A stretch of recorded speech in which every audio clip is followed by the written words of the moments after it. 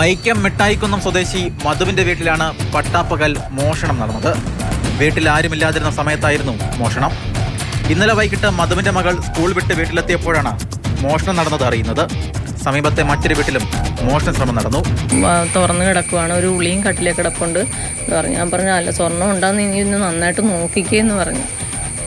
അന്നേരം ചെന്ന് നോക്കിയപ്പം അലമാരി ആ ലോക്കറിനകത്തൊരു കത്തി ഇരിപ്പുണ്ട്. സ്വർണ്ണം അടിയിലത്തെ ലോക്കറൊക്കെ തുറന്നു കിടപ്പുണ്ട്. സ്വർണ്ണവും ഇല്ല. ടിന്നുകൾ അപ്പം ഒരു ടിന്നിനകത്തായിരുന്നു വെച്ചിരുന്നത് സ്വർണ്ണം. പിന്നെ ഒരു 2 കവറിനകത്താക്കി വെച്ചിരുന്നു.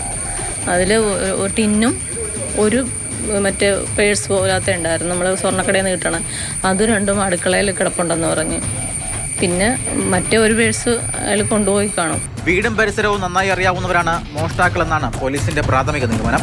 അതേസമയം പ്രദേശത്ത് 3 ദിവസം മുൻപ് ബെഡ്ഷീറ്റ് വിൽക്കാനെത്തിയ ഇതര സംസ്ഥാനക്കാരന് സംശയമുള്ളതായി നാട്ടുകാർ പറഞ്ഞു. വൈക്കം ഡിവൈഎസ്പി സാമുവൽ പോളിന്റെ നേതൃത്വത്തിലാണ് അന്വേഷണം. ഡോഗ് സ്ക്വാഡും ഫിംഗർ പ്രിന്റ് വിദഗ്ധരും പരിശോധന നടത്തി.